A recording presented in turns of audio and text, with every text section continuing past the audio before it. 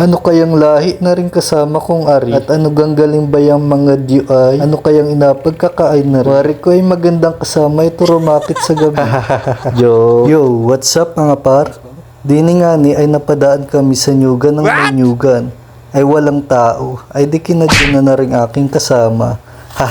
Habang inababa nga ni nung kasama ko, ay di ako naman ay nagtapas. Ano ga sakit pala na rin sa kamay? Ay hindi rin pala biro ang trabaho ng mga magniniyog ay. Parang gusto ko na lang mag-artista ay.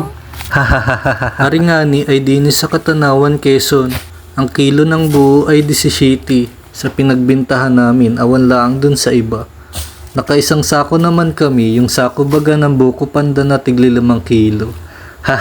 At ito naman ay 7 puno, panay mura pa ang bunga.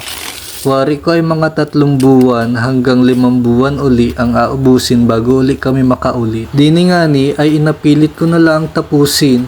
At ano gan sakit na ng kamay ko, panay sugat na gawa ng matalas para ang balat ng niyog. Talagang pag hindi ka sanay sa mamabigat na trabaho, ay mas maigi na mag-aral ka ng mabuti.